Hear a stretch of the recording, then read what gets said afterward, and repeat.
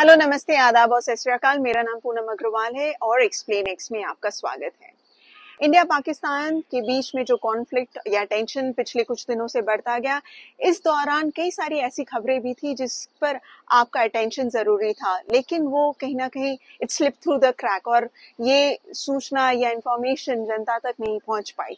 तो आज मैं एक ऐसे ही रिपोर्ट के ऊपर ये वीडियो बना रही हूँ। This is related to justice Yashwant Verma. आप सभी को याद होगा, दिल्ली हाई कोर्ट के जस्टिस यशवंत वर्मा जी के घर से कैश यानी जले हुए कैश मिले थे।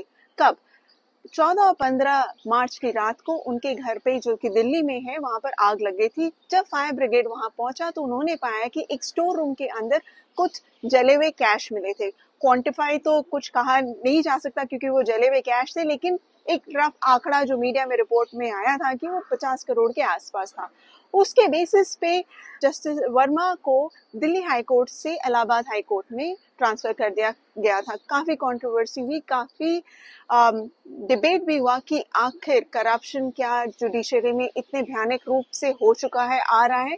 तो इस पर एक इंक्वायरी कमेटी का गठन किया गया था। CJI, chief justice of India, ने एक 3 मेंबर कमेटी का गठन किया। उन्होंने एक रिपोर्ट सबमिट की और ये सबमिट किया था उन्होंने 5 मई को सीजेआई के सामने। सीजेआई ने जब वो रिपोर्ट देखा, उस रिपोर्ट के बेसिस पे मीडिया रिपोर्ट में ये आया है कि सीजेआई ने जस्टिस वर्मा से रेजिग्नेशन की डिमांड की, लेकिन रिप्लाई में जस्टिस वर्मा ने रेजिग्नेशन देने से मना कर दिया।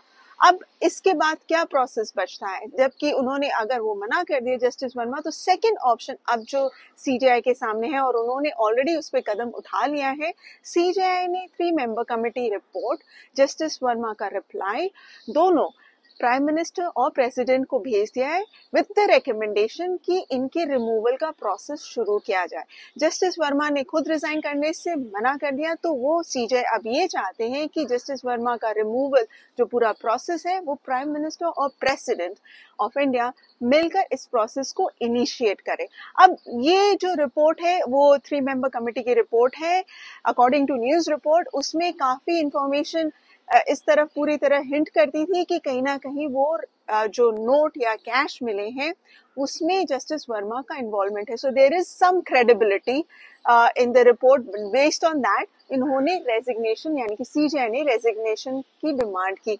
अब ये 3 मेंबर कमेटी में कौन कौन लोग थे? ये जस्टिस शील Nagaur, chief justice of the high court of Punjab and Haryana, justice GS Sandhawalia, chief justice of the high court of Himachal Pradesh, and Justice Anu Shivaraman, Judge of the High Court of Karnataka। तो इन तीनों ने मिलकर ये रिपोर्ट बनाई है और रिपोर्ट में ऑब्वियसली कई सारे इन्वेस्टिगेशन की होगी। उन्होंने दिल्ली पुलिस और फायर ब्रिगेड के जितने भी ऑफिसर्स थे जो वहां पहुंचे थे, उन सबसे बातचीत की होगी। उसके बाद ही ये रिपोर्ट का गठन किया गया है। तो अब ये मुद्दा प्रेसिडेंट और प्राइम मिनिस्टर के पास चला जाता है और प्राइम मिनिस्टर और प्रेसिडेंट अब वो डिसाइड करेंगे कि आखिर क्या एक्शन लिया जा सकता है जस्टिस वर्मा के ऊपर।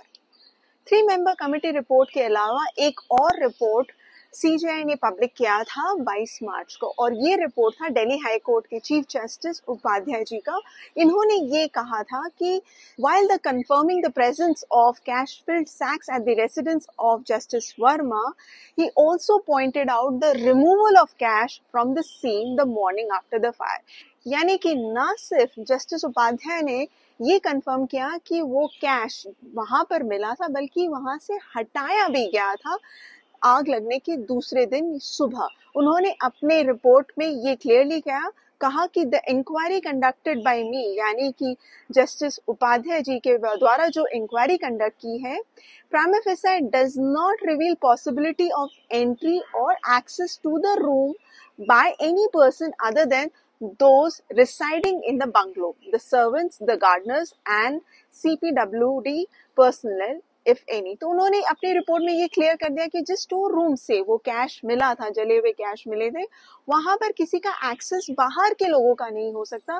गार्डनर, CPW के पर्सनल या उनके घर के बंगलों में में जो सर्वेंट्स काम करते हैं या घर के सदस्य के अलावा।